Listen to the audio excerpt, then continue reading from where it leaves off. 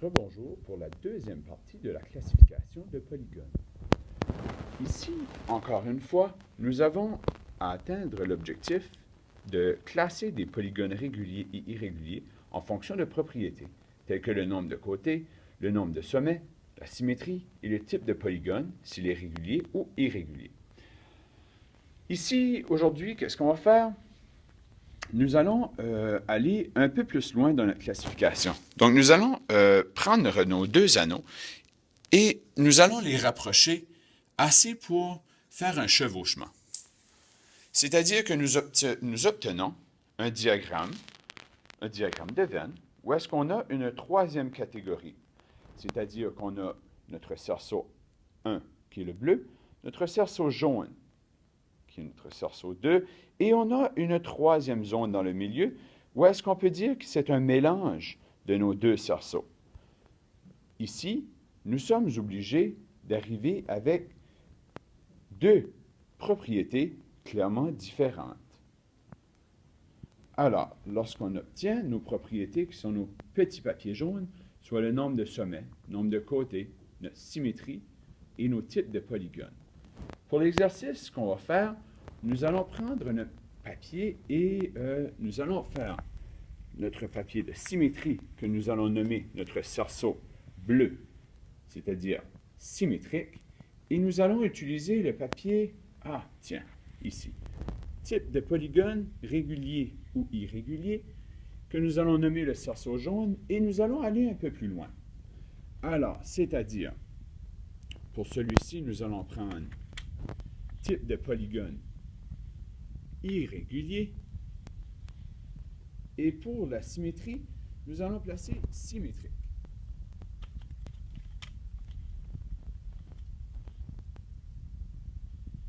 Voici le nom de nos cerceaux. Cerceau bleu, symétrique, et celui-ci, polygone irrégulier. Qu'est-ce qu'on retrouve dans notre zone du milieu? C'est-à-dire qu'on doit avoir une forme irrégulière et à la fois symétrique, c'est-à-dire nos deux papiers roses. Il faut avoir ces deux propriétés-là dans la zone du milieu.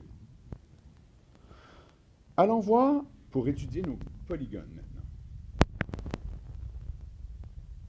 Prenons l'exemple de cette figure, ici. On voit clairement que la figure K ici est une forme irrégulière. Pourquoi irrégulière? Puisque tous ces côtés ne sont pas tous congrus. Alors, on sait que cette figure-là, la figure K, va dans la catégorie irrégulier. Mais, est-ce qu'elle est symétrique? On ne peut pas voir aucun axe de symétrie.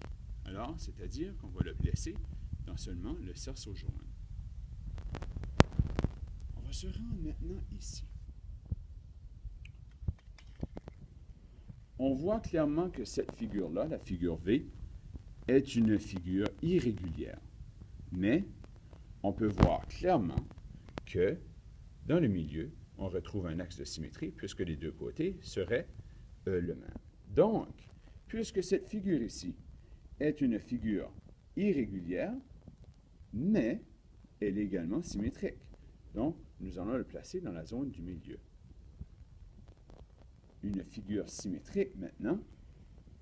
Si on regarde la figure, on regarde pour une figure, voici celle-ci. Le A. Le A, qui est un polygone quadrilatère, on peut dire régulier, puisque ses quatre côtés sont congrus, c'est-à-dire de la même longueur. On peut clairement voir sur la figure A qu'il y a 4 zones ou 4 axes de symétrie.